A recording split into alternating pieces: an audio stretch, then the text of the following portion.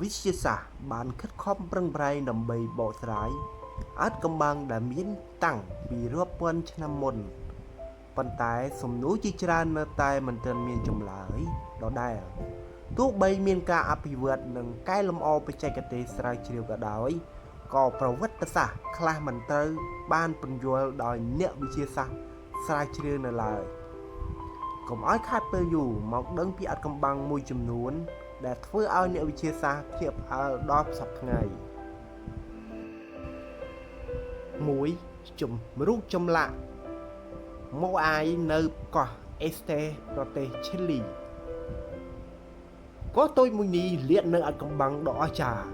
មានរូបចម្លាក់ម៉ូអាយចំនួន887នៅរីប៉ាយពាសពេញកោះនេះដែលរូបចម្លាក់នីមួយៗមានកម្ពស់ជាមធ្យម4ម៉ែត្រតែក៏មានរូបចម្លាក់ខ្លះរហូតមានកម្ពស់ទៅដល់10ម៉ែត្រនិងខ្លះមានទម្ងន់រហូតទៅដល់74500គីឡូក្រាមនៅលើកោះនេះផងដែរលើកយ៉ាងម៉េចទៅបើគ្មានគ្រឿងយន្តជួយ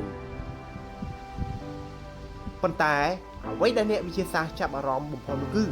តើថ្មទាំងនេះមកដល់លើកោះនេះបានយ៉ាងដូចម្តេចមនុស្សមករស់នៅលើកោះអេស្តាមុនឆ្នាំ900គ្រិស្តសករាជតើពួកគេលើករូបចម្លាក់ធំនិងធ្ងន់ទាំងនេះដោយប្រើអ្វីបើពេលនោះគ្មានម៉ាស៊ីនទំនើបផងនឹងដើម្បីកសាងសាកល្បងធ្វើត្រាប់តាមអ្វីដែលបានកាត់ឡើងអ្នកស្រាវជ្រាវមួយបានធ្វើរូបចម្លាក់ដែលមានទំហំនិងទម្ងន់ដូចគ្នានិងប្រើវិធីនិងមធ្យោបាយដែលមាននៅសម័យនោះដូចជាខ្សែពួរក្តាររំអិលនិងកម្លាំងមនុស្សដែលរូបចម្លាក់ម៉ូអាយនីមួយៗត្រូវមនុស្សរាប់រយនាក់អូសតែវាមានការលំបាកខ្លាំងណាស់ទៅមិនរួចទោះបីជាមានការជឿនលឿនផ្នែកវិទ្យាសាស្ត្រក៏ដោយក៏រូបចម្លាក់ម៉ូអាយនៅជាអាចកំបាំងរហូតមកដល់សប្តាហ៍ថ្ងៃ2 Navy SS Orange Mardan អាថ៌កំបាំងនេះត្រូវបានចាប់ផ្ដើមនៅពេលដែល Navy អាមេរិក2បានទទួលសញ្ញាហៅឲ្យជួយជាមកខតពី Navy Holland Orange Mardan ព្រឹត្តិការណ៍នេះបានកើតឡើងនៅចន្លោះខែមិថុនាឆ្នាំ1947និងខែកុម្ភៈឆ្នាំ1948កាលបរិច្ឆេទច្បាស់លាស់គឺមិនបានដឹងសារនោះមានទំហំសុំជំនួយហើយបាននិយាយថាក្រុមតន្ត្រីមន្ត្រីនៅលើនាវាបានស្លាប់អស់ហើយនាវា Silver Star បានចេញទៅជួយសង្គ្រោះពួកគេហើយដល់ពេលនោះពួកគេបានរកឃើញថានាវិកទាំងមូលស្លាប់ទាំងអស់ដោយតក់ស្លុតនៅពេលឃើញអ្នកស្លាប់កាពីតែននាវា Silver Star កុនសណ្ដោងនាវាកប៉ាល់នោះក្រោយនាវា Silver Star ប៉ុន្តែស្រាប់តែមានការផ្ទុះមួយពីកន្លែងដាក់ទំនិញនៃនាវា Orange Mardan ធ្វើឲ្យវាលិចទៅបាតសមុទ្រទៅជាមួយតម្រុយដែលអាចជួយសង្គ្រោះជួយដោះស្រាយអាថ៌កំបាំងនៃនាវិកដែលបានស្លាប់ទ្រឹស្ដីមួយអំពីបុព្វហេតុនៃការស្លាប់របស់ក្រុមនាវិកគឺថា Orange Mardan បានដកសារធាតុគីមីដែលអាចបញ្ចេញឧស្ម័នដែលនាំឲ្យនាវិកថប់ដង្ហើមបន្ទាប់មកចលនានៅពេលសណ្ដោងកប៉ាល់ធ្វើឲ្យកប៉ាល់ផ្ទុះឡើងទោះយ៉ាងណាក៏ដោយមានអ្នកផ្សេងទៀតដែលនិយាយថា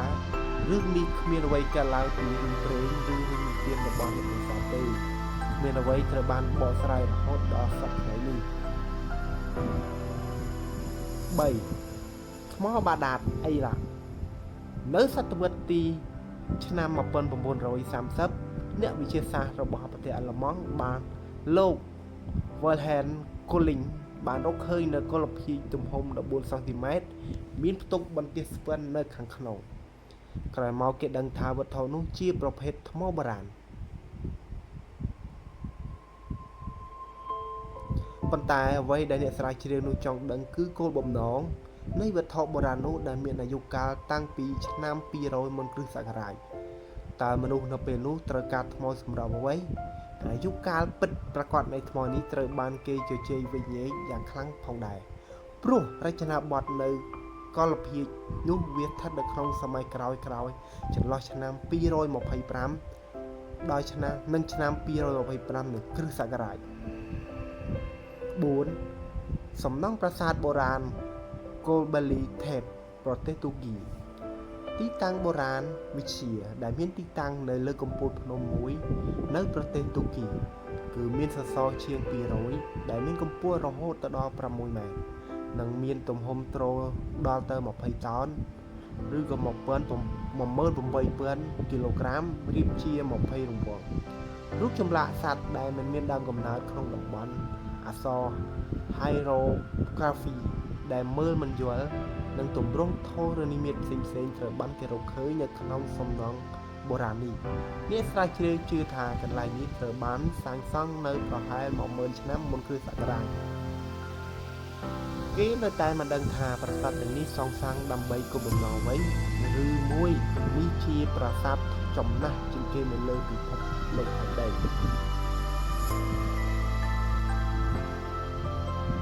5. យន្តការអាទិយាធិរាប្រទេសក្រិកនៅដើមសតវត្សទី20អ្នកជំនួយទឹកម្នាក់បានរកឃើញសំពៅលេខនៅជិតកោះអាទិយាធិរាក្នុងចំណោមវត្ថុដែលបានរកឃើញមានកំណែលង្ហិនដែលជាផ្នែកនៃយន្តការអាណាឡូក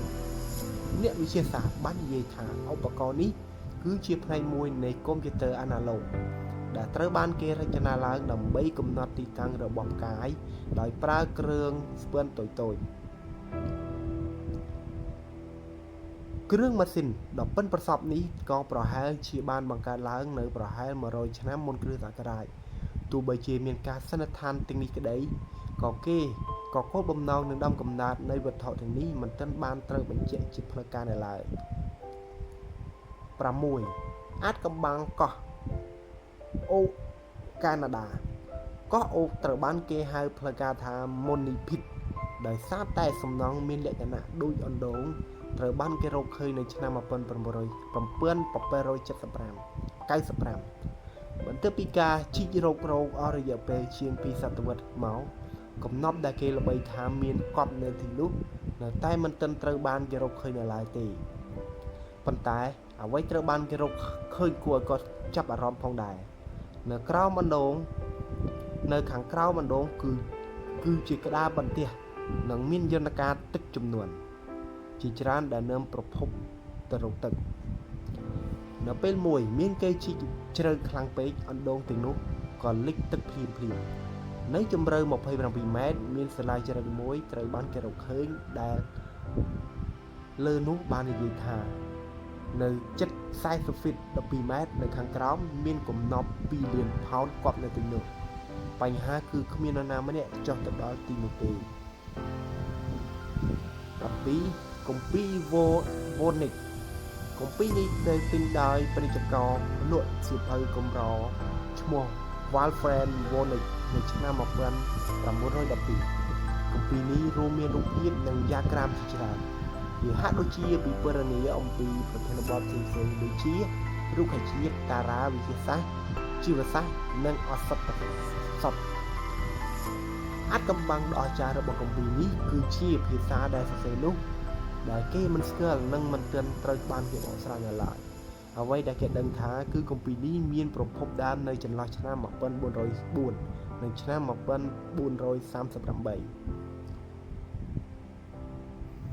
បន្ទាប់ពីមានការប៉ុនប៉ងបកស្រាយអត្ថន័យគម្ពីរវូនិកមិនបានជោគជ័យនៅឡើយច្រើនមនុស្សជាច្រើនបានលើកឡើងថាប្រហែលគម្ពីរនេះសរសេរឡើងមិនឲ្យគេបកស្រាយបានហើយមើលទៅ 8. ណាសាកាឡាញប្រទេសប៉េរូគំនូរទាំងនោះត្រូវបានគេរកឃើញនៅឆ្នាំ1927និងត្រូវបានប្រកាសជាតំបន់បេតិកភណ្ឌពិភពលោករបស់ UNESCO នៅឆ្នាំ1994អ្នកបើកបរយន្តហោះនិងអ្នកបុរាណវិទ្យាជនជាតិប៉េរូគឺ Trobio Major Express ដែលបានហោះលើវាលខ្សាច់ NASA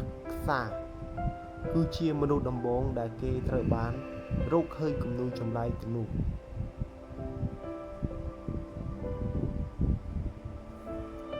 មានខ្សែបន្ទាត់ជាច្រើនចំនួន